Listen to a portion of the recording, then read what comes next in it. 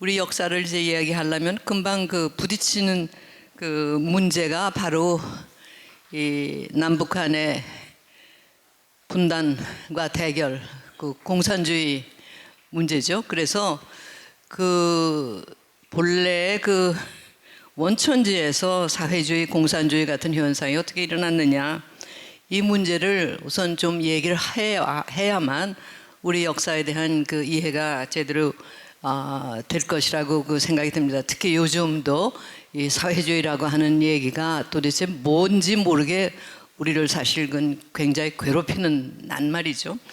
그래서 이 자유주의, 민주주의 지난번에 그 얘기를 했습니다. 이제 독재와 싸워서 그 개인의 존엄성, 개인의 기본 권리 이런 것을 이 확보하는 방법으로 그 여러 가지 그 실험을 했고 하는 과정에서 이제 그 자유주의, 민주주의가 발달하는 얘기를 했는데, 사실 그거에 이제 연장으로서 사회주의, 공산주의 이 문제가 나오죠.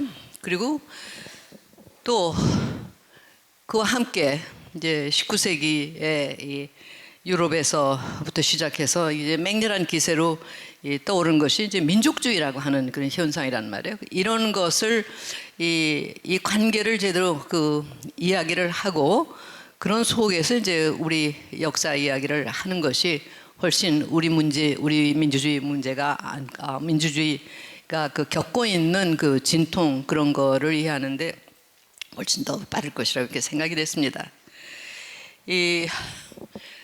특히 사회주의라고 하는 낱말이 우리나라에서는 좋게도 쓰이고, 어떤 사람들, 특히 많은 사람들 사이에서는 사회주의하고 공산주의가 동의어로 쓰이고 하기 때문에 엄청난 혼란이 일고 있어요. 지금 뭐 당면 과제가 되는데 조국 문제 같은 경우에도 자기는 사회주의자인데 민주주의 연장으로 본다. 거기에 대해서 동의하는 사람, 맹렬하게 반대하는 사람인데, 이것의 역사적인 배경을 알고 우리가 어느 면에서 부족해서 일을 지금까지도 저지르는가 하는 것을 알아야 될 것 같습니다. 지난 시간에 그 얘기한 거를 다시 간략하게 요약을 하면, 이 사람들은 어디서나 다 이제 공동체를 이루고 살면서 그 공동체원들이 살 수 있는 방법, 그 공동체로서 견딜 수 있는 가장 좋은 방법을 생각해내고, 어느 경우에나 결국 그 지도자라는 사람이 필요하다고 하는 인식이랄까, 인정은 다 있습니다. 그런데 무엇이 그 삶에 대해서 가장 큰 위협이냐에 따라서 그 지도자의 이 형태, 모습이 달라지게 마련이죠. 사람이 가장 소중하게 생각하는 게 생명에 대한 안정 아닙니까? 안정, 생명, 그리고 생명의 연장선으로서 자유, 거기서 이제 조금 더 한 걸음 더 나아가서 자기 노력으로 일구어놓은 그 재산에 대한 보호, 그리고 이제 더 나아가서 이상적으로는 자기가 타고난 능력을 한껏 발휘할 수 있는 이런 그 기회. 즉, 아무리 돈이 많아도 자기가 할 일이 없고 쓸모없는 사람이 되면 그 살만한 가치가 없단 말이에요. 이런 것이 다 작용을 하면서 사회가 발전을 하는데, 사람들이 흔히 이 생각을 못하는 것이 이념이라고 하는 것이 끼치는 해독성이 얼마나 큰가 하는 거예요. 무슨 말인가 하면은, 사람들이 본능적으로 판단을 해가지고 자기한테 가장 이론적으로 움직이게 돼 있어요. 그런데 그것이 이제 총체적으로 작용을 할 때 그 사회에 이제 성격이 나타나고, 이제 그런 속에서 인간적인 차원에서 아무래도 해결이 안 되는 것이 있는 걸 알고, 이제 이 초월적인 존재에 대한 믿음이 생기고, 뭐 이렇게 해서 종교라는 것 힘도 생기고 뭐 이렇게 하는데, 그런 속에서 이제 지난번에 벌써 얘기를 했지만, 이제 이 영국의 혁명이니 프랑스 혁명이니 이렇게 거치면서 이제 인간의 존엄성이라든가 기본 권리라든가 뭐 이런 거에 대한 이제 각성이 생기고, 그것이 옛날부터 인간의 본능으로 있었지만 그것이 명문화돼 가지고 이론화되기 시작한단 말이에요. 그러면서 생기는 것이 이념, 이데올로기, 이런 것들이에요. 이 주장이 나오는 거죠. 그럼 그 이데올로기하고 그럼 그 이 정치 이론, 이념하고 정치 이론 사이에 그 차이는 뭐냐? 이론이라고 하는 건 냉정하게 이성적으로 현상을 소설하고 분석하고 하는 겁니다. 그 뭐 역사학도 또 이 그런 면에서 그건 이론만 아니고 현실을 얘기를 하는 거지만 이 냉정하게 있는 그대로를 얘기를 하는 건데, 이념하고의 차이는 그 이념은 그냥 냉정하게 이 현상을 보고 얘기하고 분석하는 것이 아니라 목적성이 거기에는 끼어 있어요. 어떤 행동을 어떤 방향으로 유발시키기 위해서 그 이론을 이용을 하는 겁니다. 그 차이가 있는 거죠. 그래서 이념이 되고 나면은 그것이 벌써 이 본능적인 것 또는 냉정한 판단하고 상치가 돼도 그대로 이끌려 가거나 또 그 방향으로 몰고 가려고 하는 세력이 생기는 그런 차이가 있어요. 그러니까 이 자연스러운 것하고 약간 차이가 나는 어떤 그 강박적인 요소가 들어가고 개개인의 이 의사가 이 존중되기보다는 집단적인 그 소위 이념을 공유하는 사람들에게 휩쓸려서 가는 그런 현상이 일어나기 시작해. 지금 이런 것이 굉장히 우리나라에서 크게 문제가 되고 지금 우리를 말해 속박하는 그런 이 세력으로 작용을 하고 있습니다. 지난번 이미 얘기한 거지만은 이제 마지막 통치 형태랄까, 그 공동체가 살아나가는 형태를 보면 뭐 여러 가지가 있죠. 그러니까 왕정이라는 거 우리가 가장 잘 알고 있는 거고, 그 이제 그 반대에다 우리가 이제 그 공화정이라고 하는 거를 얘기를 하는데, 다수가 뜻을 같이 해서 하는 그 체제. 그런데 이것도 보면은 사실 이 차원이 있죠. 그 입헌왕정이라고 해서 왕은 상징적인 통합의 이 상징으로서 존재하는 것이고, 실제 그 왕이나 황제의 이 의사대로 모든 게 되는 것이 아니고 법치가 이루어지는 그런 데가 있는가 하면 정말 엄청난 전횡을 하는 그런 왕정 체제가 있고, 또 역으로 이 공화정에도 마찬가지가 있을 수가 있죠. 즉 다수의 의견을 모은다고 하지만 그러면은 다수가 잘못 가는데 소수의 현자들이 얘기하는 게 훨씬 더 사실 궁극적으로 다수에게 이로운데도 그것이 묻히는 경우도 있고, 또는 소수의 이색적인 또는 의견을 달리하는 사람들의 권익은 그냥 짓밟혀도 되느냐, 또 이런 그 문제도 있고, 그런 과정에서 형태가 여럿이 있어요. 그런데 이제 지난 19세기 특히 그 20세기 초에서 오늘날까지 이 영향을 가장 크게 미친 이데올로기가 있다면은 바로 이 사회주의 공산주의라고 불리는, 우리가 흔히 좌파라고 인식하는 그런 이념책이란 말입니다. 그러면 이런 여러분들 아시는 분 다 아실 텐데 아주 초보적으로 제가 굉장히 상식적인 수준에서 이 얘기를 합니다. 우선 좌파 우파, 좌익 우익이란 말이 어디서 나왔느냐? 이건 다른 게 아니고 프랑스 혁명 당시에 프랑스 국민을 대표하는 사람들, 소위 삼부회의라고 그래가지고 이제 이 귀족들하고 평민들하고 모여서 회의를 하면서 이제 프랑스가 어디로 갈 거냐 하는 얘기를 하는 과정에서 이 왕정을 지지하고 이 보수적인 방법으로 점진적인 그런 이 개혁을 원하는 사람들이 주로 우측에 앉았었고, 그게 아니고 이 혁명적인 변혁을 주장하는 소위 혁명 세력이 좌측에 앉았었어요. 그래서 좌익 우익이라고 하는 건 처음부터 이제 거기서부터 본래는 나온 얘기입니다. 그런데 그것이 이제 나라 사정에 따라서 또 많이 변하죠. 그래서 좌익하면은 거의 자동적으로 진보, 우익하면은 보수 이렇게 되는데, 그것도 이제 뜻이 같은 거는 아니에요. 어느 상황에 따라서 또 달라지는데, 우리가 보통 평범한 말로 생각하는 진보, 보수라고 하는 거고, 또 그 정치적인 뉘앙스, 또 그 철학적인 뉘앙스가 조금씩 그 달라지는데, 우선 그 좌익 우익의 이제 본래 이 의도는 거기에 있기 때문에 사람들이 반사적으로 좌익하면 진보, 보수하면은 아니 우익하면 보수, 꼴통 뭐 이렇게 그 이 편견이 생기게 되어 있습니다.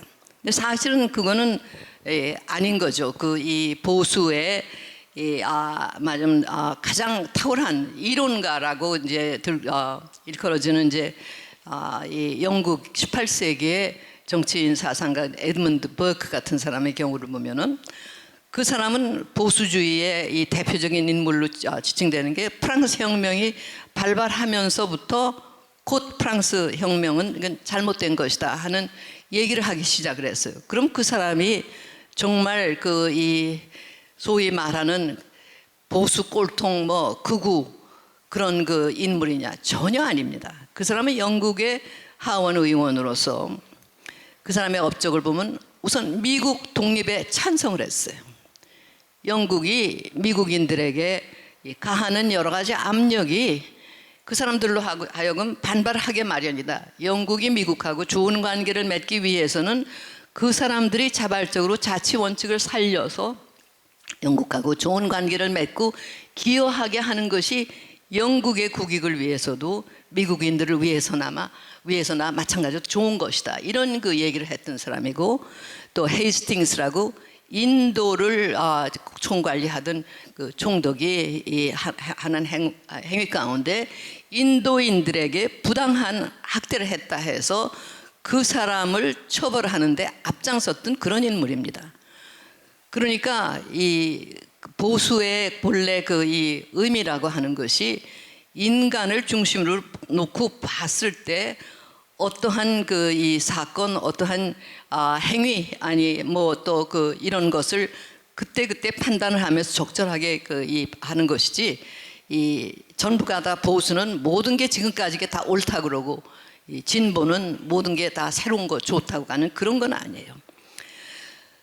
궁극적으로 그 보수라고 하는 사람들하고 그 이 진보 또는 그 좌익하고 우익하고 본래 18세기에서 이 근본적인 차이는 어디가 있었는가?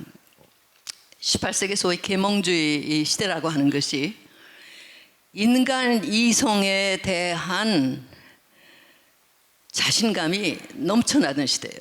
그 전까지는 교회라든가 왕정 체제라든가 맞으면 전통적인 권위의 맹목적으로 순응하고 사는 게 사람 사는 길이다 하고 생각을 했는데, 거기에 여러 가지가 그 무리한 게 나타나. 만약 돈을 많이 벌어서 사회에 기여하는 사람들이 제3신분 가운데 소위 새로 생성되는 그 부르주아지 가운데 많았는데, 그 사람들은 귀족하고 비해서 부담만 너무 많이 지고 이 권리는 인정을 받지 못한다든가 뭐 이런 것들이 있어서 이 변혁을 요구하고 하면서, 그 다음에 이제 주창이 되기 시작한 게 인간이 이성적인 존재고 그 이성을 발휘해서 자기들의 이 환경을 개선하고 하면은 거의 완벽한 억압이 없고 무리가 없고 그런 그 이 사회를 만들 수 있다 하는 그런 주창이 한쪽에서 나와요. 계몽사상가들이 다 그런 건 아닙니다. 그 중에서도 어떤 사람은 인간이 평등하다, 인간이 다 타고난 전부의 권리를 가졌다 하지만 실제 인간을 봐라. 개 두 마리를 놓고 볼 적에도 벌써 그 개의 종자가 다르고 그 가능성이 다르다는 걸 알지 않느냐. 인간이 타고난 속성이 어떻게 다 같을 수가 있느냐. 그건 아니지 않느냐, 이런 그 주장도 있고. 그래서 이제 이 여러 가지를 가운데 결국 크게 갈리는 것이, 한쪽에는 인간 이성, 인간 의지의 힘을 믿고 이 하나님이라고 하는 것, 신이라고 하는 존재는 실제 하는 것이 아니고 인간이 필요상 만들어 놓은 존재다. 그래서 그 이거는 그리고 인간의 그 하나님은 또 존재가 있다 하더라도 이 시계공이나 마찬가지로 시계가 자동적으로 돌아가게까지 만들어 놓고 그 다음에 손을 떼었지 하나님이 여기저기 다 간섭하는 것은 아니다. 그러니까 인간이 이성을 발휘해서 자연법을 터득을 해서 자연의 이치를 알고 그것을 사회 구성을 하는데 적용을 하면은 무리 없는 세상을 만들 수가 있다. 이러한 믿음이 생성이 되고, 반대 사람들이 있어요. 그렇지가 않다. 인간은 유한의 존재고 아무리 인간이 합리적으로 행동을 하고 한다 하더라도 결국은 하나님이라는 존재, 그게 뭐 기독교의 신일 수도 있고 다른 것도 있고 초월적인 존재, 그리고 그 어떤 그 원리가 있게 마련이고, 그는 여러 가지 방법으로 인간의 삶에서 작용을 한다. 전통이라든가 뭐 이 풍속이라든가 뭐 이런 것들이 절대로 무시할 수 있는 게 아니다. 사람이 자기가 이성적으로 생각한다고 해서 그게 곧 행동으로 되는 것이 아니기 때문에, 이 역사라고 하는 것은 유기적으로 움직이는 것이니까 잘못된 거를 구체적인 이유를 들어서 그건 절대로 안 된다 할지 그거를 바꾸는 거는 필요하지만은, 어떤 완벽한 사회 설계가 가능하다 해서 거기에 그거를 기준으로 해서 대폭적으로 모두를 바꾼다고 하는 그런 혁명적인 방식이라고 하는 건 절대로 성공할 수가 없는 것이다. 그건 인간이 자기 한계를 넘어가서 억제를 하는 것이다. 그래서 이제 프랑스 혁명이 발발했을 때 사실 여기저기 무정부 상태가 일어나고 폭력 대치가 일어나고 하는 걸 보고, 뭐 그가 이거는 인간에게 이로운 이 사회 변화 방법이 아니다 해서 이제 프랑스 혁명을 반대했던 거예요. 그러니까 이 철학적으로 본다면 이 보수 또는 그 우익에 있던 사람들은 그 전통이라든가 이 초월적인 그 존재의 작용이라든가 뭐 집단 무의식이라고 뭐 융 같은 사람 표현하겠지만 이런 거에 작용이 있다 하는 것을 인정하고 겸손한 자세로 구체적인 것을 조금씩 변혁시키는 건 좋지만은, 어떤 무슨 건축 설계 같은 거를 놓고 거기에 맞춰서 사회를 다 개조한다는 건 아니다. 그러니까 반혁명적인 거죠. 하지만 혁명이라고 하는 거는 체제를 완전히 뒤엎자는 거니까. 그런 차이가 있고, 이쪽은 인간의 이성에 대한 신뢰가 훨씬 더 컸던 거예요. 이것도 이제 변합니다. 그게 이제 이 한쪽의 그 계몽사상에서 나온 얘기인데, 재밌는 사실은 자유주의라든가 민주주의라든가 사회주의라든가 공산주의라고 하는 이런 그 사상 체계들이 다 같이 계몽사상의 이런 인간에 대한 인간의 이성에 대한 신뢰를 공유하는, 마지막 공동의 조상을 가지고 있는 이념 체계들이라는 사실이에요. 그것이 이제 어느 정도 극단적으로 뭐 해석이 되느냐 하는 게 이제 차이는 납니다. 그러나 근본적으로 이 자연적으로 구체적인 거를 가지고 변화를 하는 건 옳지만은, 어떤 추상적인 기대 속에서 아주 대폭적인 그런 이 무리한 변화를 하는 것은 옳지 않다. 그래서 영국은 재미있게도 전통적으로 이 민주주의, 자유주의, 민주주의 발전에 앞장섰던 사회지만도 굉장히 보수적으로 변화를 추진하는 그런 그 사회예요. 그러니까 이런 논리가 있습니다. 이 1932년에 이제 영국의 그 선거법이라고 하는 게 지난번에 잠깐 얘기했지만, 자산가들 또는 처음에는 이제 그 대귀족들이 왕이 자의적으로 혼자 모든 것을 결정하고 그 독식하는 걸 막겠다 하는 데서부터 이제 시작이 된 건데, 그래서 그 선거에 참가할 수 있는 사람은 상당한 정도의 자산가들만 참가해요. 그 사람들이 사회에 기여하는 게 크다 하는 쪽에서. 그런데 이제 1832년 이제 이 선거 개혁이 될 때까지 굉장한 논쟁이 있었는데, 바로 그 논리적으로 따지면은 제가 지난번에 얘기한 것 같이 이 지방에 대대적으로 귀족으로서 상원의원이 되는 사람이 있으면은 그 사람은 그 지역에서 엄청난 영향력을 가졌기 때문에 이 선거구 하원에 선출되는 사람들의 영향도 크게 미칠 수가 있기 때문에, 이 유권자의 폭을 훨씬 넓히지 않으면 견제할 수가 없다. 그러니까 소위 그 부패 선거구, 파켓 바로 그런 이 라튼 바로 이런 말에서 이렇게 부패했고 또 귀족의 마치 호주머니에서 돈이 얼마나 나가는가에 따라서 선거 결과가 결정되니까 이거는 이제 안 된다, 개혁을 해야 된다 하는데 거기에 대한 반론이 한동안 뭐였는가 하면은 이론적으로 그 맞는 얘기다. 그러나 결과적으로 볼 때 영국의 정치가 돌아가는 것이 무리 없게 큰 갈등 없이 지금 돌아가는데 거기에 잘못 손을 댔다가 예측할 수 없는 상황이 벌어지면 더 그것이 인간에게 해롭지 않느냐, 이런 그 주저함이 오래 작용을 했기 때문에 그 선거 개혁이 그렇게 늦어진 거예요. 근데 이제 그 부작용이 크다 하는 거를 많은 사람이 이제 느끼고 이건 안 된다 할지 제도를 조금씩 바꾸는 거죠. 그렇게 해서 결국은 영국이 1911년에 가서야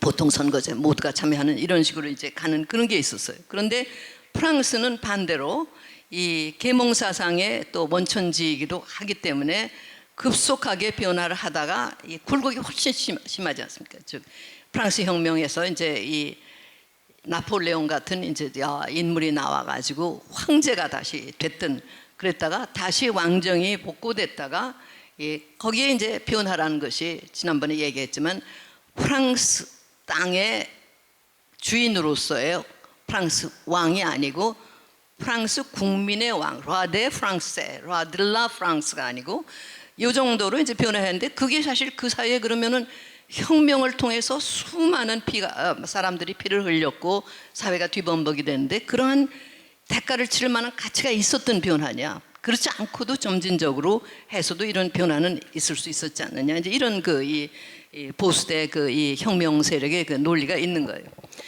이제 이런 그 와중에서 바로 그 보통 선거제를 주창하는, 즉 재산에 상관없이 인간이 동등한 존재니까 성인 남자, 그 당시 남자밖에 인간으로 안 보였던 거죠. 그 이 인간 모든 성인 남자는 동등하게 정치에 참여할 수 있는 권리를 가지는 것이 이제 민주주의라고 해서 민주주의를 위한 투쟁이 프랑스에서 벌어지면서 1830년, 48년 혁명이 일어나고 67년에 드디어 이제 그 제3공화정이 태어난 걸 봤어요.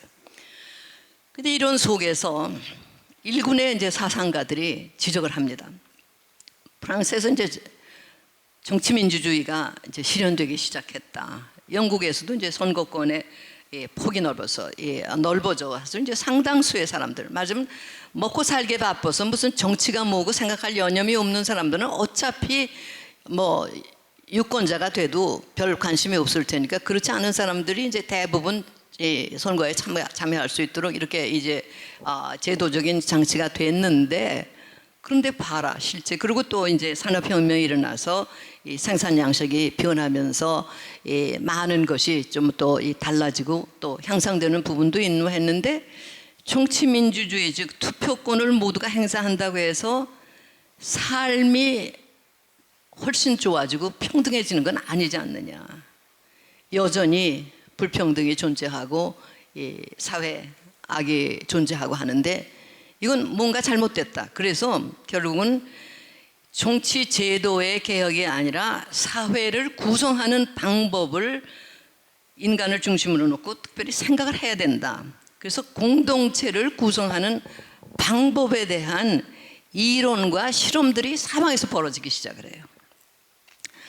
가령 예를 들면 뭐 교회 공동체 같은 것도 이제 하나의 그 좋은 예지만은 이 프랑스의 이제 후리에라고 하는 사람은 팔랑스테라는 이름을 가져서 뭐를 창안했는가 하면은 결국은 사람들이 살려면 혼자는 살 수 없고 서로 공동체를 이루면서 각자가 자기가 가장 잘하고 하고 싶은 일을 해서 기여를 하고 서로의 기능을 보완하고 하면은 그 누구든지 억압당할 필요가 없이 하고 싶은 일을 하면서 화목하게 잘 살 수 있는 사회를 만들 수 있지 않느냐. 그래서 앉아서 정말 그 연구를 해가지고 한 500가지 정도의 기능만 있으면 되기 때문에 한 500명 공동체를 구성을 해서 그 사람들이 서로 화목하게 살게 한다. 실험을 하면서 독지가들의 돈을 받아가지고 뭐 이런 것 하고, 또 이 영국의 그 오웬 같은 사람은 이제 공장을 운영하는데 요즘 말하면 프로핏 쉐어링,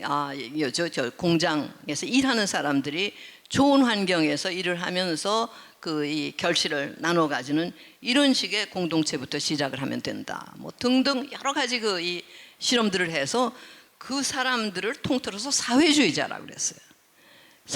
사회를 어떻게 구성하는가 하는 이론과 실험을 하는 사람들. 그래서 이 사회주의라고 하는 말은 처음부터 말하자면 긍정적인 의미를 가진 말이에요. 좋은 사회를 만들기 위한 이론이라는 그런 뜻이거든요. 그래서 그런 것들이 여러 가지가 있었는데 이제 그 중에 이제 조금 극단적으로 나간다면 이걸 생각해보면 결국은 그 이 사유재산제도라는 것이 이게 모든 악의 근원이다.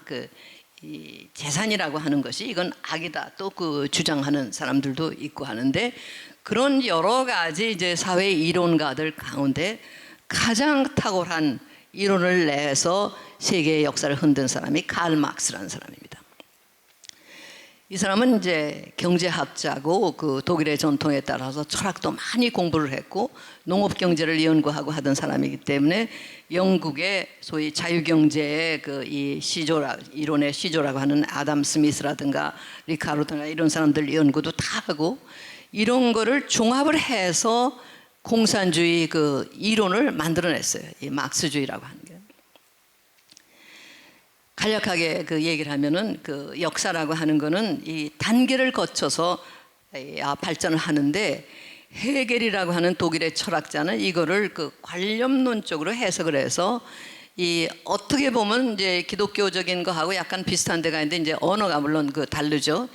인간 세계의 이성이라고 하는 게 있어갖고 실제 이성이 자기를 이제 전개하는 과정에서 역사적인 현상이 발생하는 것인데 어떤 이제 현상이 벌어지면은 거기에 또 맞으면 대응하는 반대되는 힘이 작용을 해서 그것이 이제 서로 절충을 하고 싸우다가 이 하나의 종합 신세시스가 이루어지고 그런 과정이 계속되면서 사람들은 이 인간 사회는 훨씬 더 큰 자유를 향해서 그리고 이 정의를 위해서 이제 가게 되는 것이다. 이제 발전이라고 하는 이제 그런 식으로 하면서 관념론적으로 설명을 했어요. 그래서 사실 모든 일어나는 일은 이게 세계의 이성의 전개 과정이기 때문에 실제 하는 건 모두 다 합리적인 것이 이성적인 것이다. 이런 그 얘기를 합니다. 그는 제가 주제 넘은 얘기지만은 사실 모든 게 하나님의 뜻에서 이루어지는 거나 하는 거나 거의 비슷한 얘기예요. 사실은 언어가 다를 뿐이죠. 실제 하나님의 섭리가 있어서 이런 일이 벌어지는 것이다. 근데 그거는 그렇게 보면은 이거를 정치적으로 이용하려면 굉장히 보수적인 이론이 되는 것이죠. 모든 게 일어나는 일은 다 합리적인 것이다 하면 모든 게 정당화된다 이렇게 되는데 인간의 관점에서 볼 적에는 세상에서 이루어지는 것이 부당하고 고통스러운 게 너무 많단 말이에요. 수용하기 어려운 거. 그래서 이제 옛날부터 신학에서도 아시다시피 악의 존재라는 게 뭐냐, 그게 하나님의 뜻이냐 아니냐 뭐 얘기가 많지 않습니까? 그런 제 속에서 이 막스는 이 헤겔의 이론을 뒤집어서 역사 발전이라는 거는 헤겔이 얘기하듯이 무슨 이성이 전결하고 이런 이 추상적인 그런 형이상학적인 게 아니고 인간이 먹고 사는 문제를 해결하는 과정에서 생산 양식이 변하고 발전하면서 누가 그거에 대한 컨트롤을 갖느냐 그래가지고 결국 역사가 단계를 통해서 발전하는 것이다. 지금 이게 이제 거의 이 모든 이 역사학자나 사회학자들 사이에 이제 상식같이 되어 있는데 전부는 사실 옛날 그렇지는 않았던 건데 지금은 이제 우리도 거의 다 받아들입니다. 무슨 말인가 하면 본래 이 원시 공동체 모두가 다 평등하게 자기가 그저 자연 발생적으로 최선을 다하면서 살던 그런 그 시대에서 이제 고대 노예제로 가서 원시 맞으면 공산주의 모두가 다 서로 나눠 가지고 이렇게 하는 그런 그 체제에서 한 걸음 더 나아가면 고대 노예제 사회같이 일부는 자유인이지만은 이 절대 다수는 사실 정복당한 사람이라든가 다른 그런 차이가 있다. 노예제 사회 이 자유인이 아닌 사람들은 다 이 노예같이 억압된 그런 상태에 있다가 이것이 조금 더 발전을 하면은 이제 누가 거의 다른 인간을 거의 소유물 같이 취급하는 데서 조금 벗어나서 사람들이 자기 역할에 따라서 신분이 고착되는 소위 그 봉건주의 단계로 간다. 그 기사, 무사, 귀국, 귀족들은 항상 그 역할로 해서 대대 그렇게 손손 살고, 장인들 또 농민들 이렇게 하면서 각기 자기 나름대로 그 사회에 기여를 하면서 그 기여에 따라서 또 이 서로 간에 어떤 그 이 보이게 또는 보이지 않게 이제 계약 체계가 이루어지는데, 다만 신분이 고착되어 있기 때문에 모두가 평등한 것이 아니다. 그런데 이게 이제 좀 더 발전하면은 소위 자본주의 단계로 가서 각자가 결국은 해방이 돼가지고 각자가 자유를 누리면서 열심히 뛰면은 부자가 될 수도 있고 또 망할 수도 있고 뭐 이런 그 사회가 오는데, 바로 그 19세기 유럽이라고 하는 건 그 자본주의 그 단계에 들어와 있는 그런 사회다. 그러면서 이제 막스가 살던 그 시대, 바로 영국에서 시작된 소위 산업혁명이라고 하는 것이 농촌 사회를 산업사회로 그 변모시키는 이제 초기 과정이죠. 우리도 뭐 60년대, 70년대 그걸 겪었지만은 그 과정이라고 하는 것은 엄청나게 고통스러운 과정이란 말이에요. 개개인의 입장에서 볼 적에는 농촌이 전반적으로 사회가 가난하기는 하지만은 그래도 벽이 없이 서로 살고 땅에서 나오는 걸 가지고 조금씩 나누니까 뭐 얼어 죽고 굶어 죽는 일이 있더라도 서로 상부상조하고 하는 그런 것이 가능하고 농촌 나름대로 공동체가 있었고, 하지만 이게 불가능해지면서 이 도시의 빈민으로 유입이 돼서 공장 같은 데 일을 하거나 실업자가 되면은 그때 그 인간들이 겪는 고통, 그 소외감이라고 하는 거는 농촌 사회에서 하고는 다르단 말이에요. 완전히 인간 취급을 못 받고 이렇게 살게 되고, 바로 그 막스가 있던 그런 살던 그 시대가 바로 그 시기라면 19세기 초서부터 그것에 착안을 하면서 막스는 이제 이런 그 자본주의 시대라는 것이, 이런 자본주의는 사람이 살만한 세상이 못 되고 결국 이것이 이제 우리가 인간이 여기서 탈피해서 그 다음 단계로 가서 인간이 모두가 평등하게 자유롭게 억압당하지 않는 그 시대로 가야 된다. 이제 그것이 사회주의라고 할 수 있는 그 사회인데, 그 이론을 구체적으로 이제 만들어내는 거예요. 그 사람은 결국 생산 과정을 이제 간단하게 얘기를 해서 결국은 어떤 물질에 대해서 이 자본을 투자를 해서 이제 잉여 가치를 만들었는데, 거기에 이제 가장 중요한 작용을 하는 게 노동력이다. 노동이 가해져 가지고 노동하고 자본이 작용을 해서 잉여 가치가 나오는데, 잉여 가치를 그러면은 그 노동자하고 자본가가 공유를 하느냐 하면 그렇지 않고, 이 자본가들이 결국은 컨트롤을 가지고 있기 때문에 노동자들한테는 굶어 죽지 않을 정도의 임금만 주고 나머지 잉여 가치는 자기가 다 착복을 한다. 그래서 결국은 이게 발전하다 보면은 자본가들은 점점 더 커지고 부자가 되고, 노동자들은 100년 가야 결국 굶어 죽지 않을 정도의 무산층, 소위 플레타일이라고 남게 된다. 그러니까 이 초기 산업 사회에서는 이것이 이제 영국, 프랑스, 독일 등 이제 순서로 산업화가 진행이지만, 이게 전 세계적으로 확산이 되면은 결국은 소수의 자본가들 손, 특히 금융자본 단계에 가면은 소수의 자본가들 손으로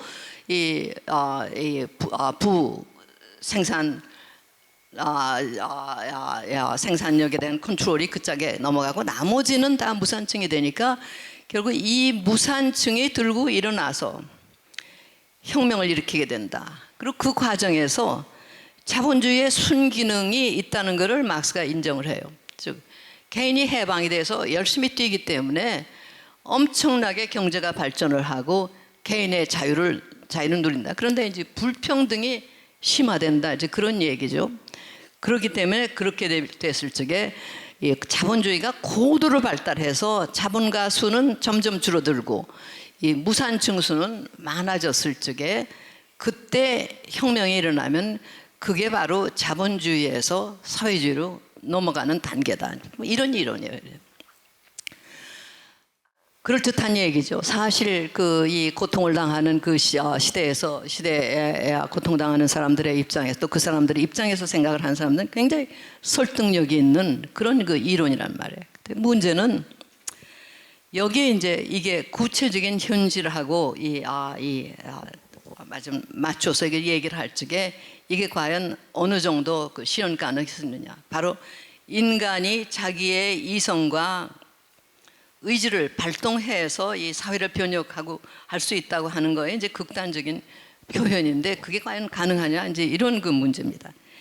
우선 막스 자신은 그냥 무책임한 무슨 선동가는 아니었어요. 또 얘기지만 다스 카피탈이라고 자본론이라고 하는 굉장히 두꺼운 농업경제 연구를 기본으로 한 연구서를 써서 사실은 이런 혁명 이론가로 알려지기 전에 경제학자로서 자본론이라고 하는 것이 많이 알려지기 시작했던 건데 그하고 이제 병행하면서 1848년 유럽의 혁명 열기가 고조됐을 때 공산주의 공산당 선언이라고 하는 이것을 만들어서 이제 혁명적인 이제 선동가의 역할을 하기 시작했다. 영국 출신 이 기업이 프레드리히 엥겔스하고 같이 공업을 하면서 그런데 이 막스가 얘기한 거는 이 혁명이 가능한 거는 자본주의가 고도로 발달해서 생산력은 넘쳐나는데 분배가 잘못되어 있기 때문에 소수의 자본가들만 퇴치하면은 이 넘쳐나는 생산력을 모두가 다 골고루 분배만 하면은 다 풍요롭게 살 수가 있다. 그래서 자기가 하고 싶은 일만 하고 가져가고 싶은 것만큼 필요한 것만큼만 가져가면은 누가 남의 노동력을 착취해서 자기만 잘 사는 이런 식의 비리는 없어질 수 있다. 이제 이런 얘기예요. 그런데 막스가 굉장히 큰 착각을 한 게 있습니다. 인간성에 대한 진단이 잘못된 거예요. 이 공산주의가 되면은 인간성이 변화할 거라고 생각했어요. 하지만 최저한의 욕구만 충족이 되면 사람들이 욕심이 없어지고 서로 협동하는 관계가 될 거라고 이런 식의 환상적인 판단을 한 겁니다. 또 하나 중요한 거는 자본주의가 고도로 발달될 것 같으면은 국가니 민족이니 이런 경계선이 필요 없고 사람들은 계급으로 뭉치게 된다. 그러니까 막스주의 이론에서는 민족이나 국가 같은 건 일시적인 방편, 특히 부르주아 시대에 자본가 계급이 자기들의 이익을 관리하기 위해서 도구로 만들어 놓은 것이 국가다 하는 그런 이론입니다. 국가는 다수를 위해서 존재하는 것이 아니라 착취계급의 도구다. 굉장히 위험하고 잘못된 발상이죠. 바로 이러한 이 막스의 이론에 정면으로 도전하는 개념이 민족주의, 국가주의 이런 거죠. 사람이 경제적인 동물이냐, 빵만으로 사는 존재냐, 그건 아니란 말이에요. 인간에게는 자존심도 있고 하느님에 대한 믿음도 있고 또 가족뿐 아니라 또 같은 동종류에 사는 인간에 대한 애정도 있고 한데 이 막스의 이론은 근본적으로 인간관계는 전부 다 경쟁 척대 관계다 그래요.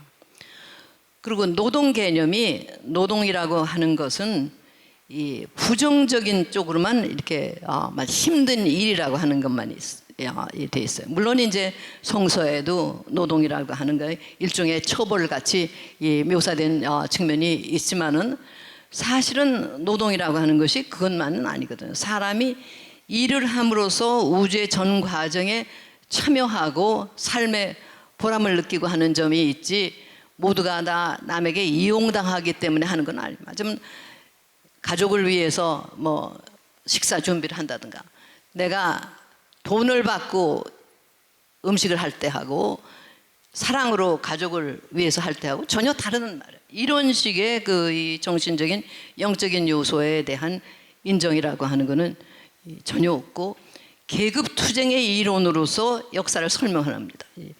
억압받는 계급이 일어나 가지고 그 사회를 변혁시키고 해서 온다. 그런데 역사 발전에 보면은 사실 그렇지만은 않거든요. 그 지도자라는 인물들이 공동체의 이익을 위해서 머리를 짜내고 해가지고 일어나는 변화 같은 것도 상당히 있고, 그렇기 때문에 인간 공동체라는 것이 막스가 생각하듯이 전 세계의 노동자여 단결하라 이런 식으로 돌아갈 수가 없는 거예요. 각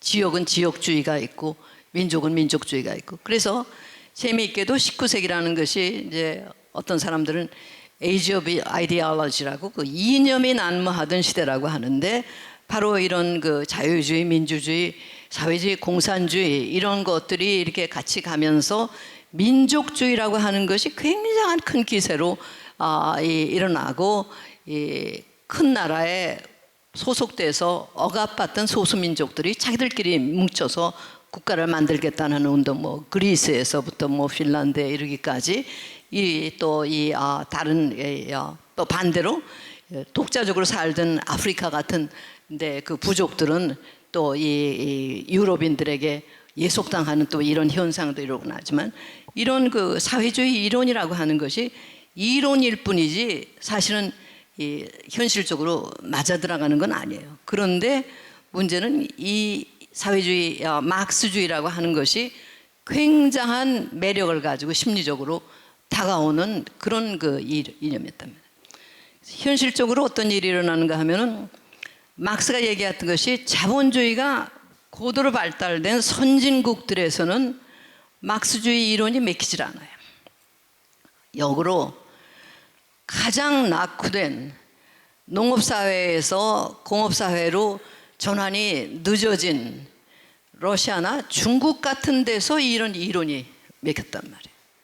영국이 가장 선발자인데, 막스의 이론대로 이 자본주의가 발달할수록 극소수만 부유해지고 다수는 더 가난하고 더 비참해진 것이 아니고, 벌써 19세기 중엽이 되면 영국은 그 힘으로 세계 제1의 강국으로 부상을 하면서 눈에 띄게 삶의 여건이 나아진단 말이에요. 그러니까 막스의 혁명론 같은 것이 들어설 자리가 없고, 그 대신 이제 뭐 조합운동이라든가 여러 가지 개석운동, 페이비아니즘이라고 하는 그런 식의 이제 운동이라, 맞으면 잘못된 거를 고치는 건 고친다. 그러나 이런 식의 어떤 추상적인 이념에 입각해서 해서는 안 된다 하는 이런 이제 운동이 훨씬 더 우선적이고, 막스주의가 나타나고 또 막스 이외에도 이 재산제도, 사유재산의 폐해라고 하는 것을 지적하는 이론들이 나오기 때문에 그에 대한 반향으로 또 그 개혁의 운동이 또 많이 시작이 됩니다. 가령 존 로크 같은 사람이 이 이론, 자유주의 이론가로서 가장 그 대표적인 인물이지만, 그때 로크가 상정한 것도 그 소중하게 생명의 연장으로 이 존중돼야 할 재산권이라고 하는 건 자기가 평생 쓸 만큼의 재산이라고 하는 가정이 있었고, 또 누구든지 노력만 하면 재산을 읽을 수 있다. 말하자면 인구 대 지구 공간의 그 비율이 아직 그렇게 문제가 되지 않았던 시기인데, 이런 약간의 쉬운 가정을 했던 거예요. 그러니까 그런데 실제 자본주의가 발달하는 과정에서 자기가 평생 쓰기는 고사하고 이 조그만 공동체, 심지어는 작은 나라를 살만한 돈이 한 개인의 손에 들어가는 이런 그 사례들이 나오고, 지금 이제 이게 심해졌죠. 그러니까 이런 현상이 한편에서는 이러지만, 구체적인 한 사회를 영역으로 볼 적에는 그것보다는 우리끼리 민족 공동체로서 결속을 해서 우리에게 가장 적합한 삶의 방식을 우리끼리 만들어가는 게 좋겠다 하는 것이 또 민족주의 이론이란 말이에요. 그러니까 이 막스주의 이론이 맥혀 들어간 데는 그렇게 거대한 몸체를 가지고 어떻게 문제를 해결하지 못하던 그런 나라일수록 들어갑니다. 그런데 그렇게 하면서 드디어 1917년에 러시아에서 막스주의를 이념으로 하는 정치 세력이 권력을 장악하는 현상이 일어난 거예요. 그때부터 막스주의라는 것이 사회주의라기보다는 이제 공산주의라고 하는 그 이름으로 확실하게 이제 이 힘을 발동하기 시작하는 거죠. 막스 자신이 공산주의라는 이름을 썼어요. 커뮤니스트라고 하는. 그런데 실제 사회주의라고 하는 건 아까도 얘기했듯이 사회를 어떻게든지 합리적인 인간에게 이로운 그 조직으로 만들어야 된다 하는 그걸 끊임없이 생각하는 사람들을 사회주의자라고 했기 때문에 긍정적인 뉘앙스가 붙어 있어요. 독일 같은 경우, 영국에 같은 경우 바로 그 개선 운동이 시작이 되고 귀족들이 나타나서 이 귀족들을 상원의원, 하원의원들이 이 노동 시간을 제한을 해야 된다. 어린아이와 부녀자들이 8시간 이상 노동하는 건 금지해야 된다든가. 이렇게 해서 제도를 개혁함으로써 사람들이 살만한 세상으로 만들어가는 노력을 끊임없이 한 데는 혁명 이론이 맥히지가 않는 거예요. 그렇지 않은 데서는 혁명 이론이다. 가장 재미있는 예가 바로 막스의 조국인 독일이죠.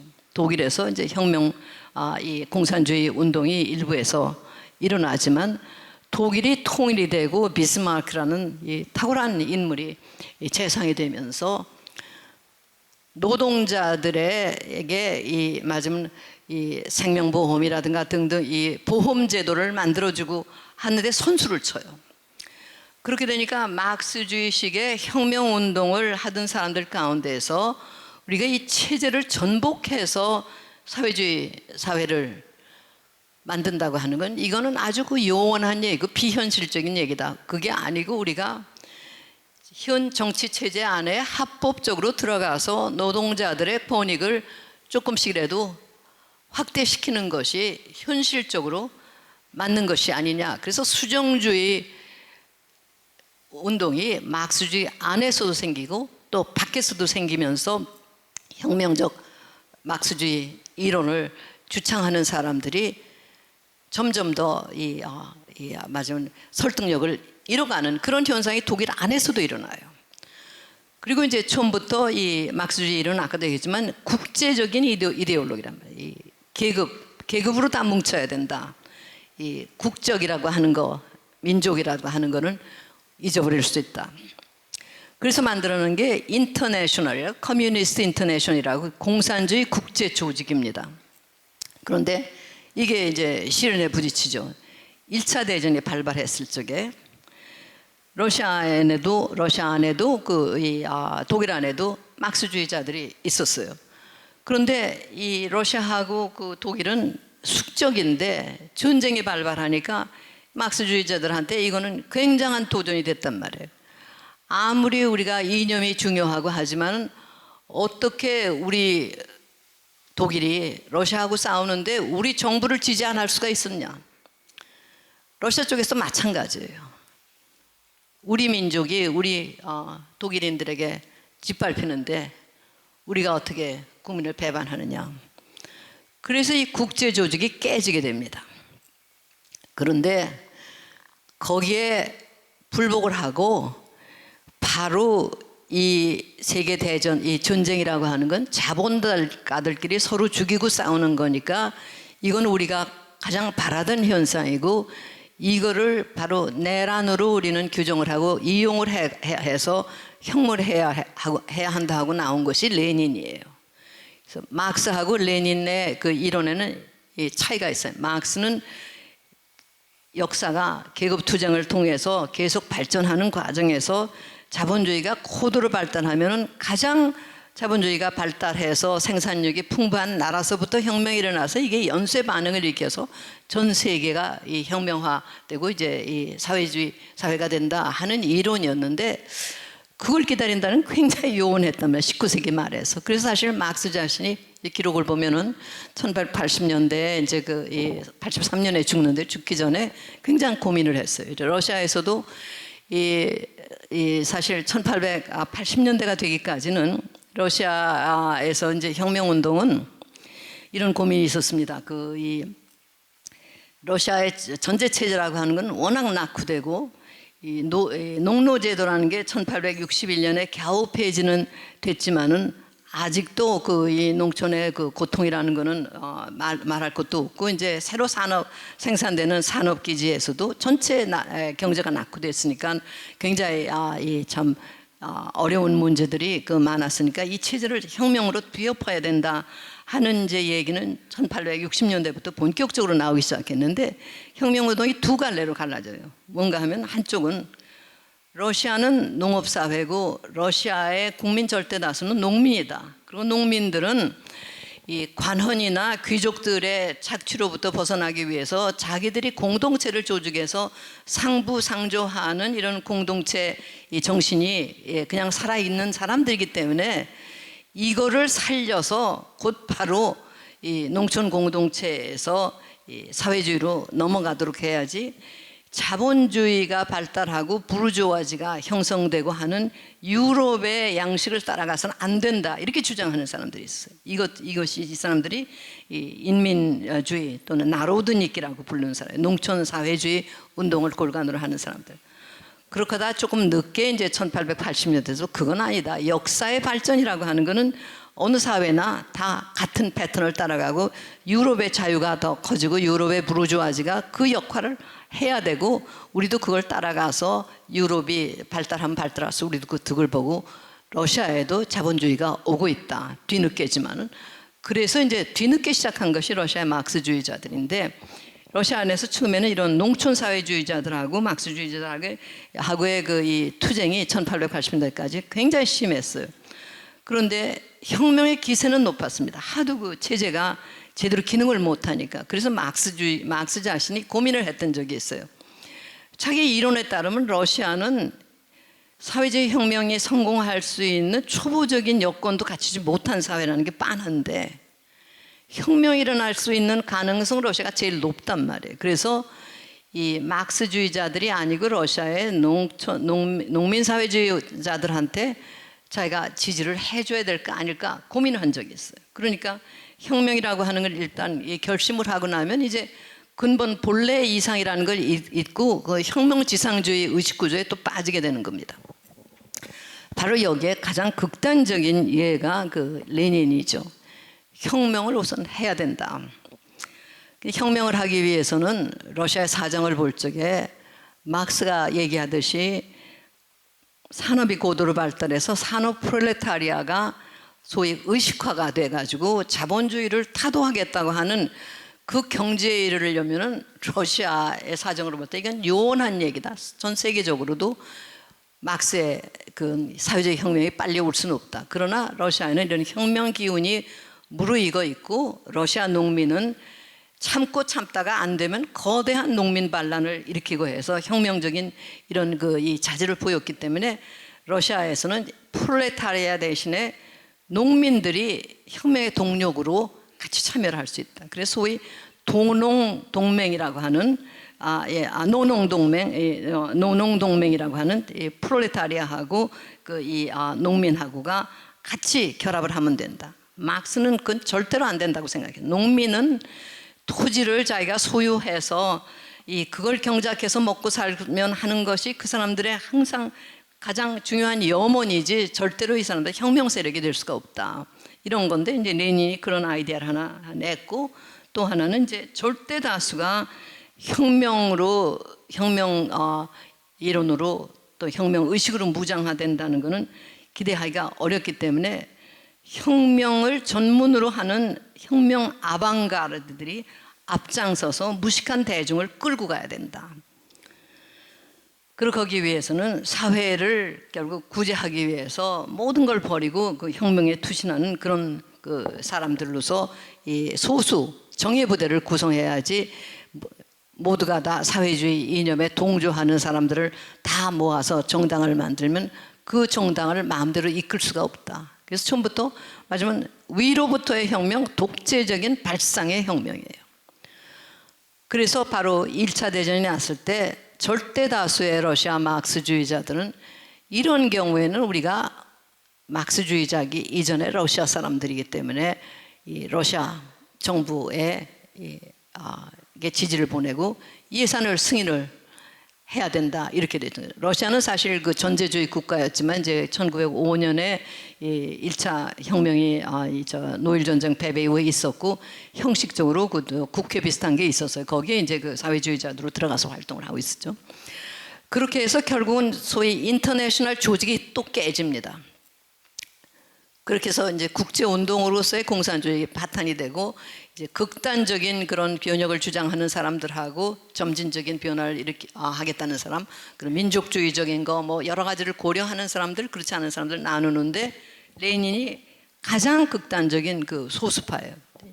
여기도 이름이 참 이 묘하게 꼬였는데 이 막스주의자들이 이제 소위 그 이제 전략 회의를 하는 과정에서 한 조그만 그 이 간부 회의에서 한때 그 레닌 지지자들이 뭐 이제 7대 뭐 6인가 모르고 다수를 장악했던 그때의 이름을 볼셰비키라고 하는데 볼셰비키가 다수파라는 얘기예요. 그런데 사실은 그 소수였습니다.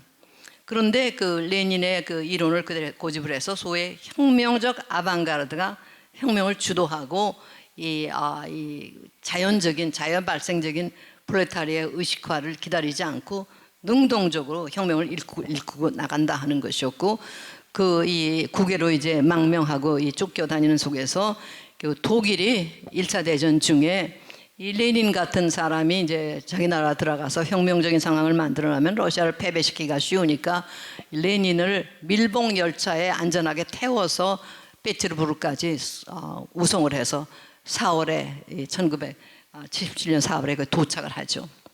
그래서 이제 이 혁명이 굉장히 급진적으로 가다가 10월에 드디어 레닌이 쿠데타로 권력을 장악하게 돼요. 이때부터 이제 이 이론이라고 하는 것이 이론에 머물지 않고 이 권력이 되는 것입니다.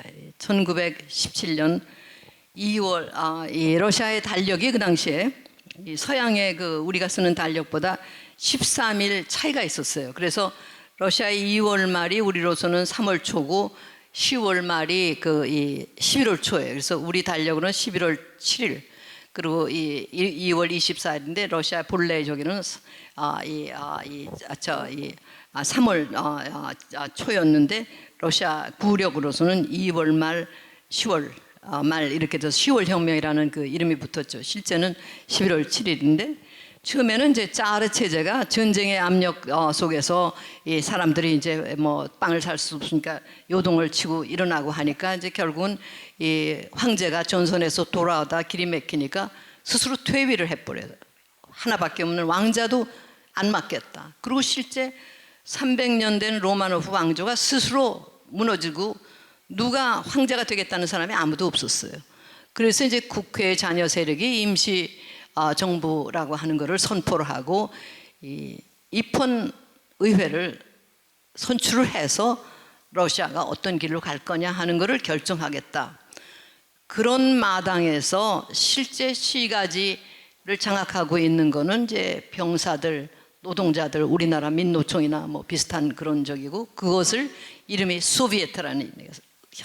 협의회란 말이에요. 아주 이 민노총 하는 거나 비슷한 이 소비에트라는 게 협의체라는 건데 병사 협의체, 노동자 협의체가 실제는 컨트롤을 하고 있는데 형식적으로 정부는 임시정부 국회의원들이 대표를 하고 있고 그 공존체제가 형성이 되고 있었어요. 그래서 우선 전쟁은 계속을 한다. 레닌이 들어와서 전쟁을 즉각 중단하고 소비에트가 전권을 장악하고 토지는 농민에게 나눠줘라. 이 세 구호를 외치니까 전선이 무너지기 시작합니다. 지금 만약에 농민들이 모두 땅을 나눠 가지는데 자기는 군대에 와 있으면은 자기 몫이 없어질 거니까 이탈을 하고 이 레닌의 이 전략이 주요해서 이제 점점 이 임시정부가 상황을 컨트롤하기가 어렵게 되고 뭐 우여곡절이 많지만 그런 과정에서 결국은 레닌이 트로츠키라는 사람하고 손을 잡고는 10월에 임시정부를 체포를 하고 소비에트라는 이름을 내세워 가지고 권력을 장악. 그때는 무슨 대중폭동이 일어난 게 아니었어요. 쿠데타로 하룻밤에 이제 그 임시정부를 체포를 한 겁니다.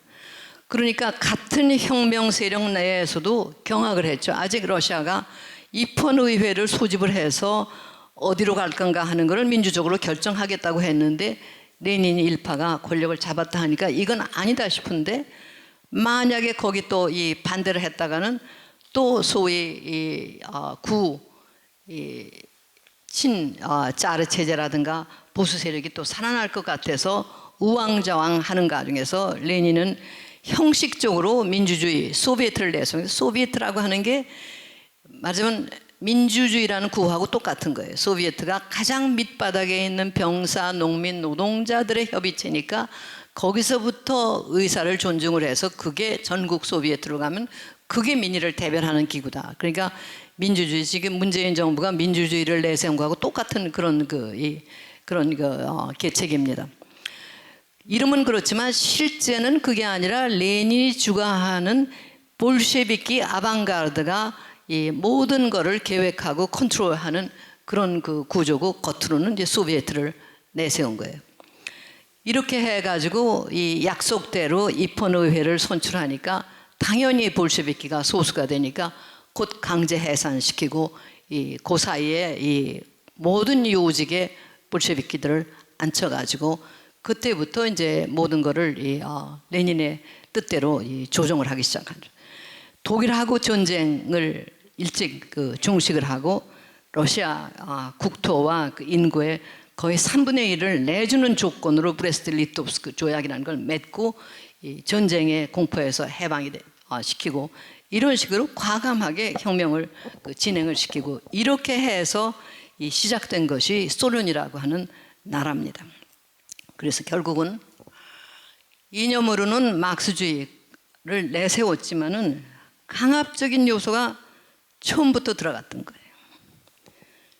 국민 절대 다수가 의식화해서 막스가 얘기했던 프롤레타리아, 전 세계의 프롤레타리아가 의식화돼서 그리고 생산력은 고도로 발달한 그런 속에서 모두가 나눠 가지면 충분한 부가 있는 그런 상황이 아닌, 특히 러시아는 공업화 초기에 있던 나라에서 이렇게 되니까 결국은 이 이념, 이론하고 내세운 거하고 현실이 전혀 안 맞았던 거죠. 가장 낙후된 강대국에서 공산주의를 표방하는 이 권력이 탄생을 했으니까 처음부터 강압적인 방식, 즉 공산당의 이름을 내세워서 소수가 다수를 지배하는 그런 체제. 그러나 이데올로기를 통해 가지고 지금 어렵지만 우리는 올바른 지금 이데올로기를 가지고 있고 하니까 언젠가는 잘 사는 나라가 또는 곧 될 거다, 이러면서 실제 위로부터 모든 것을 장악해서 경영하는 기획경제 체제를 만들고 등등 합니다. 그리고 이제 공산당이 명령하는 대로 모든 게 돌아가는데 이중구조를 만들죠. 이 형식적인 정부는 소비에트입니다. 최고 소비에트의 의장이 말하자면 그 국민의 대표인 거죠. 그런데 실제는 그게 아니고 뒤에 숨어있는 공산당, 즉 볼셰비키 조직이 각 말하자면 단계마다 붙어 있어가 소위 당 커미사, 맞으면 배속이 돼 있어 당이 명령하는 대로 돌아가면서 형식은 소비에트의 결정에 따라서 가는, 이런 식의 그 이중 구조가 그 소련의 정치 체제였어요. 그러니까 결국은 공산당의 이름으로 지배를 하지만은 한 사람의 손에 권력이 넘어가고, 특히 레닌이 사망하고 나서는 이제 스탈린이라는 러시아인도 아니고 그루지아 출신으로 당 조직을 안에서 관리하던 사람이 되고 나서부터는 완전히 당 독재, 1인 독재 체제가 굳어지고 1930년대는 피해 숙청이 이루어지죠. 그 숙청의 내용은 본래부터 레닌, 트로츠키, 스탈린 등하고 혁명을 같이 했던 세력 가운데 스탈린보다는 훨씬 명성이 높았던 사람들이 굉장히 많단 말이에요. 교육 수준이나 뭐 하는 면에서 레닌이, 트로츠키니 하는 사람은 다 지식인 출신들이고 이론도 밝은 사람인데, 스탈린은 그루지아 신학교 중퇴생이니까 밑바닥에서 말하자면 뭐 은행 덜이를 한다든가 뭐 하는 이 여건을 위조한다든가 이런 식의 그 작업을 주로 많이 하던 그런 사람인데, 그 대신 당 안에서 이 문고리 권력이 되기에 충분한 그런 인맥을 쌓을 수가 있었어요. 그래서 레닌이 저격을 당해서 병상에 있었을 때 스탈린이 당 서기장으로서 레닌의 접근 가능성을 완전히 차단해서 레닌의 동지이고 부인인 크룹스카야조차도 스탈린의 허가가 없이는 남편을 못 만나는 이런 식으로 하다가 결국 레닌이 24년 초에 사망하고 나서 스탈린이 권력을 장악한 겁니다. 그래서 처음부터 그 공산주의자들은 이론과 그 현실이 다른 상황에서 나라를 운영해야 됐어요. 그래서 이 당과 정부 구조의 이중 구조에서부터 시작해서 선동과 선전, 그것을 이제 결국 생명선으로 치중을 해서 발달시킵니다. 국민을 교화시키기 위해서 모든 지식인 문화인들을 동원을 해가지고 현실을 항상 그 낙관적으로 보면서 잘 되게 하는 것, 그리고 이 사람들의 이 모든 힘을 동원해서 그 체제가 운영될 수 있게 하는 이런 식의 구조가 발달해요. 그래서 이거하고 동시에 또 그 세계 전략도 다시 짜집니다. 그래서 1921년에 제3국제조직이라는 커민턴이라는 걸 다시 만들어서 특히 후진국 또 우리나라 같이 남의 나라의 그 지배를 받고 있는 그런 쪽의 애국 세력, 지식인 세력들한테 호소를 하고 그 사람들을 그 지지를 하고 해서 공산주의 쪽으로 그 경도하게 하는 노력을 엄청나게 크게 강조를 하게 되죠. 그래서 우리나라의 그 독립운동이라고 하는 것이 거의 초창기부터 러시아 혁명의 영향을 많이 받게 됩니다.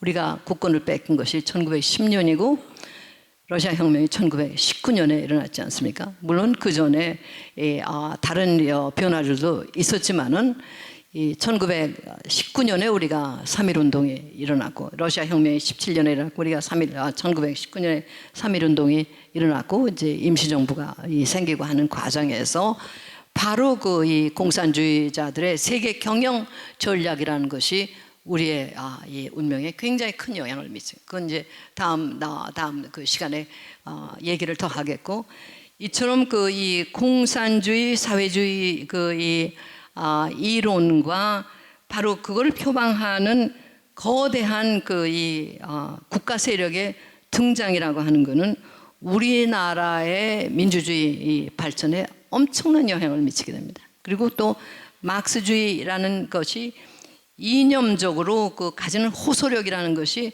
엄청나게 강하고 특히 후기 자본주의 발달 과정의 그 후발국들은 진통이 더 심하기 때문에 그것이 더 강한 매력을 가져요. 근데 현실로 정말 그 사회주의 이상 모두가 능력껏 기여하고 필요한 것만큼 배분받을 수 있는 가능성은 전무한 이런 식의 그 모순이 있는 것인데, 그거를 선전과 선동으로 메꾸기 시작하고 거기에서 가장 핵심적으로 이용되는 것이 역사에 대한 해석입니다. 처음부터 막스주의가 역사 철학을 안고 오기도 했지만 그거에 더해서 스탈린 때는 이제 역사를 날조 왜곡해 가지고 자기의 정적들을 전부 다 반혁명가로 묘사를 하는 식으로 역사를 왜곡하고 정보 통제를 철저하게 합니다. 지금같이 인터넷이 발달되지 않고 마지막은 인쇄 매체를 통하지 않고 그 전화나 전신통이기 때문에 소련은 처음부터 이게 완전히 봉쇄되어 있는 사회에서 통신은 지금 그 이타르타스라고 하는 그 통신망이 하나 있고 완전히 관제고, 그 다음에 또 이 다른 간행물을 통제하는 2개 기구가 있어 그거를 통과하지 않고는 아무것도 들고 날 수가 없게끔 만드니까 완전히 선전으로 미화된 그런 이미지, 막스주의의 그 이상주의적인 그런 측면에 맞춘 그런 것만이 나가기 때문에 처음에 혁명이 일어났을 적에 전 세계에서 맞으면 진보적 지식인 있는 사람들이 모두 다 호응을 했어요.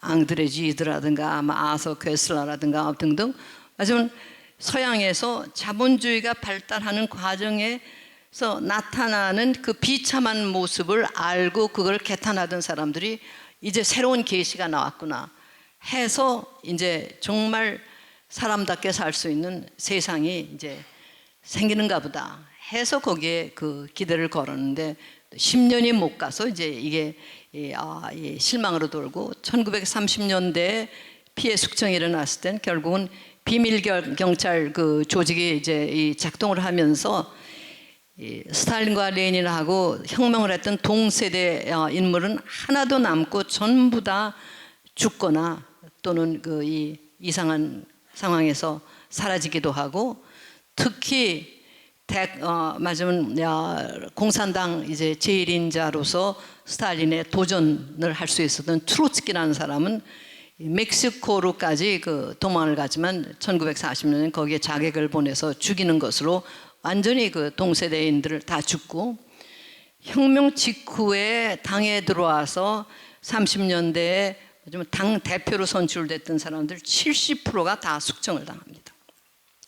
그러면서 이제 스탈린의 체제가 완전한 독재체로 갖춰진 것이 1938년, 그때 이제 소련의 헌법이라는 것이 새로 만들어지고, 그때 또 소련 공산당 역사라고 짧은 역사라는 게 나오는데, 그게 우리나라 운동권의 교재로 1970년대 80년대에 쓰였어요. 근데 거기 보면은 트로츠키라는 사람이 레닌하고 이 두 혁명의 이 대영웅이었는데, 이 사람은 역사에서 완전히 없어져 버려요.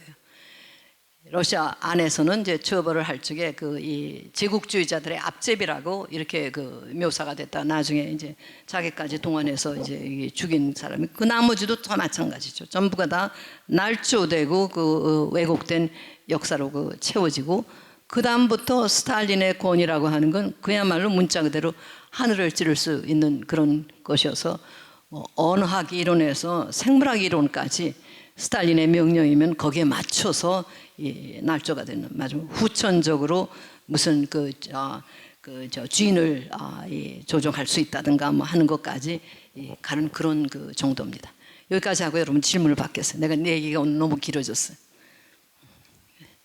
다음부터 이제 우리나라 얘기로 직접 들어갑니다. 예.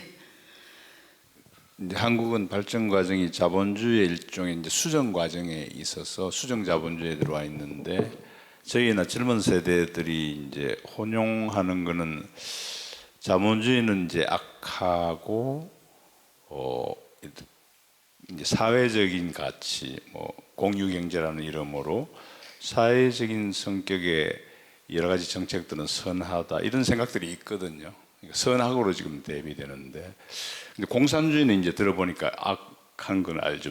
이제 완전 반기독교적이고 인간의 그 물질로만 생각하는 그런 부분은 확실히 이제 오늘 이해했는데, 이제 젊은이들이 생각하는 사회주의적인 가치가 한국에 이제 들어와 있고, 그걸 우리는 선하게 받아들이고 있거든요. 그 사회주의하고 공산주의의 차이가 뭔지, 우리의 지금 포지션은 어딘지 그걸 좀 알고 싶습니다. 굉장히 그 중요한 질문을 해주셨습니다. 그러잖아요. 제가 그 얘기를 하고 싶었는데 바로 좋은 질문을 해주셨습니다. 다시 말하면은 혁명적 공산주의에 대한 가장 효과적인 대안이 민주적 사회주의입니다. 사회민주주의라고도 하고 민주적 사회주의라고도 부르고, 사회민주주의라고 하는 정당들은 많죠. 그런데 이제 나중에 또 자세히 설명하지만, 우리나라의 그 역사적인 상황이라는 것이 사회민주주의와 공산주의, 민주적 사회주의와 공산주의를 구분하기 어렵게 만들었기 때문에 지금 문제가 생긴 거예요. 즉 민주적으로 사회주의자들이 얘기하는 이상을 달성해 나가는 나라는 혁명적 공산주의로 갈 수가 없어요. 가지 않습니다. 그게 가장 좋은 대안이었는데, 우리는 공산주의 세력은 바로 국가 체제를 전복시키려는 그런 기도를 했고 하기 때문에 이 민주적 사회주의와 공산주의 구분을 못했기 때문에 지금 그 발생하는 것이 지금 말씀하셨듯이, 사회주의라고 하는 건 태어날 때부터 좋은 뜻으로 나온 거기 때문에 사회주의를 나쁘게 얘기하면 자동적으로 보수 꼴통 이기주의자 이렇게 되게 돼 있어요. 지금 우리 사회가 지금 안고 있는 바로 그 문제가 겁니다. 사회주의 이상이 달성되고 있는 나라는 막스라는 이름하고 전혀 상관없는 북구의 나라들, 핀란드, 스웨덴, 루터교 국가들입니다. 스웨덴은 거기다가 또 왕국이죠. 그런데 사회민주적인 주의적인 이상이 달성되고 있기 때문에 혁명, 막스주의적인 그런 식의 계급혁명이라고 하는 것은 일어날 가능성이 전혀 없어요. 물론 이제 사회민주주의 자체, 사회주의 자체의 뭐 한계, 이 부정적인 측면 같은 건 또 문제가 있습니다만은 결국은 그 이 평등, 자유, 해방 이런 이상을 혁명적인 전복이 아니고 점진적인 개혁을 통해서, 즉 복지 정책의 강화를 통해 가지고 죽어도 그 공동체의 일원이면 누구나 굶어 죽고 얼어 죽지 않고 필요한 만큼의 의료 혜택을 입고 아이들을 교육시킬 수 있다. 뭐 이 정도의 그 밑바닥 공유할 수 있는 선을 점점 높여가고 나면은 거기에 혁명할 이유가 없죠. 그런데 이 언어하고 현실의 괴리, 이게 이제 또 하나 우리나라에서 굉장히 큰 문제고, 바로 지금까지도 사회주의는 나쁘다 이렇게 나오니까 바로 대한민국을 수호하려는 세력이 수세에 몰리게 돼요. 그 조국이라는 사람이 지금 이제 이 감행했던 산호맹이라는 건 대한민국 국가 체제를 전복시키려는 그런 의도였기 때문에, 그런 세력이었기 때문에 처벌을 할 수밖에 없었는데, 지금 조국은 얘기하는 게 자기는 맞아 민주적 의미의 사회주의자였기 때문에 후회를 안 한다 이렇게 얘기하면 이론적으로는 그걸 반박할 수가 없어요. 그 거짓말이지만 국가의 입장에서는 국가 전복 세력을 그냥 용납할 수가 없었죠. 그거를 이제 이 공산주의 세력이 묘하게 이용을 한 겁니다. 그러니까 이상과 현실을 구분하고 하는 그 이 능력, 그 언어의 교란을 통한 거, 이거는 이제 이 나머지 2시간에 조금 더 그 잘 설명을 하는데, 사회주의라고 하는 거는 좋은 사회를 만들자 그런 뜻에서 나온 말이기 때문에 사회주의를 나쁘다고 하면은 홍을 얻기가 어려워요. 더군다나 무식하기 때문에 사회주의하고 자본주의 이렇게 하면 그건 백전백패입니다. 자본주의라고 하는 거는 약육강식의 경쟁 체제, 이 경제 원리를 얘기하는 거지, 자본주의가 이상인 건 아니거든요. 이상은 그건 그냥 경제가 작동하는 원리일 뿐이지, 그거를 사회주의에 대응하는 논리로 내세우면 그거는 질 수밖에 없는 거죠. 그 언어를 정확하게 이해를 못하고 실제 그렇기 때문에 이승만 박사가 사실은 제가 볼 적에는 오늘날 말을 하면 사회민주주의자에 가까운 분이었어요. 그분의 이상이 복지 정책을 통해 가지고, 그러니까 자유, 개인의 자유를 존중하는 그런 가운데에서 기독교 정신을 살려서 복지 정책을 강화해 가지고 국가가 개입할 부분은 개입하고 해서 좋은 사회를 만들자는 것이고, 사실 이 나중에 조금 더 자세히 건포하지만 재헌 헌법에는 그런 정신이 많이 들어 있습니다. 그것이 혁명적 공산주의에 대한 가장 효율적인 대안이라는 거 하는 것을 아는 분이었어요. 그러나 현실이 공산주의자들을 처벌하지 않을 수 없었고, 그렇기 때문에 사회주의 공산주의가 대여로 쓰고, 또 제가 보건대는 지금 공산주의들이 발휘하는 술책 가운데 하나가 공산주의라는 말을 싹 없애고 사회주의로 자처하는 거예요. 거기에 벌써 이 친대한민국 세력이 말려 들어갔습니다. 우리나라 교과서를 보면 공산주의, 반공 이런 말이 없어요. 공산주의를 배격하는 게 무슨 죄인 것 같이 지금 이렇게 돼 있고, 우리가 배격하는 건 혁명적 공산주의지 사회주의 이상이 아니었거든요. 그런데 우리가 그 구분을 못 해왔습니다. 또 다른 분들 질문하세요. 한 가지 좀 여쭤보고 싶은 것은 자유민주주의나 사회주의나 사회가 발전돼 나가는 과정에 이념적으로 이게 좋다 저게 좋다 해서 여러 가지 주의가 분파된 걸로 이렇게 말씀을 주시는데, 지금 세상이 그때보다 또 바뀌기 시작을 해서 밖에서 그 가파 시대라고 표현들을 일부 학자들이 하고 계세요. 그러니까 구글이라든지 아마존, 페이스북, 애플 그 4개가 지금 세계를 25% 지배하고 있다고 이렇게들 보고 있어요. 앞으로 이건 조금 더 발전될 거라고 보는데, 이런 그 시대적인 변화로 봤을 때 사회주의, 공산주의라고 하는 이념적인 이 분파가 또 다른 걸로 바뀌어 나갈 때도 되오는 게 혹시 아닌지 의견이 계시면 조금 좀 말씀을 주시죠. 예, 그러니까 지금 말씀하신 게 이제 맞으면 그 결론 그 세션에서 나올 얘기를 이제 미리 얘기를 해주시는 건데, 사실 지금 그 민주주의가 전 세계적으로 무너지고 있습니다. 그래서 이 전 세계에 이 200개 가까운 나라들이 민주주의 국가라고 했고, 그 다음에 이제 이 90년대 초에 이 공산주의 체제가 다 무너지면서 이제 전 세계가 민주주의가 되고, 어떤 사람은 역사가 끝났다는 말까지 했지만은, 근데 사실은 2000년대에 들어오면서 민주주의 체제가 급속하게 무너지기 시작했는데, 바로 지금 말씀하신 그런 그 이 독점 체제 같은 것도 하나의 문제고, 그런 거를 통해 가지고 다수의 대중을 그대로 그 이 마음대로 조종할 수 있는 그런 능력들이 생겼기 때문에, 본래의 민주주의가 가졌던 그 선거 민주주의, 대민주주의라는 이상이 살아남기가 어려운 그 환경이 조성이 되고 있습니다. 그러니까 좀 더 자세한 얘기를 하겠지만, 민주주의 제도라고 하는 것이 가지는 장점과 약점이 있는데, 그 허점을 이용해서 반민주주의 사악한 세력들이 이 소위 민주적인 권력을 장악하고서부터 거의 무정부 상태, 범죄 사회로 들어가는 그런 국면에 우리 인류 사회가 지금 들어오고 있습니다.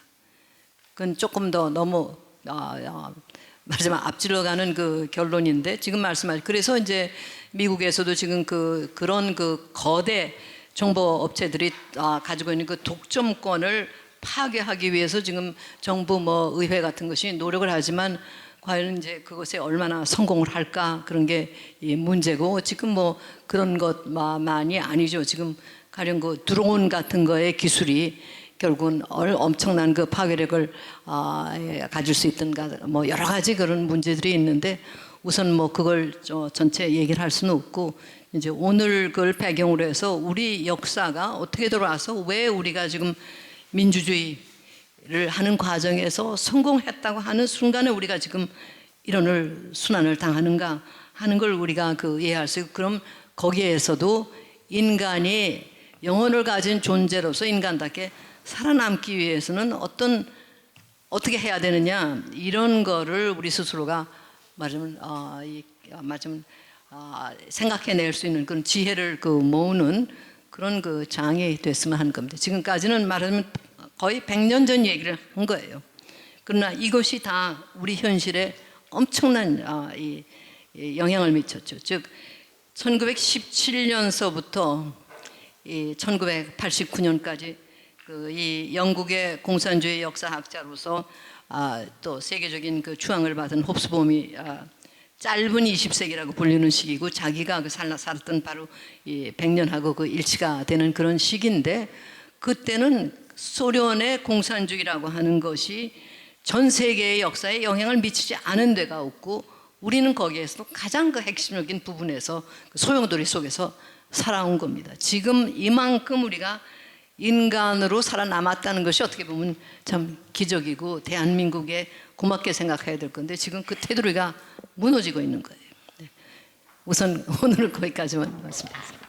네, 질문 하나만 더 받겠습니다. 있으신 분.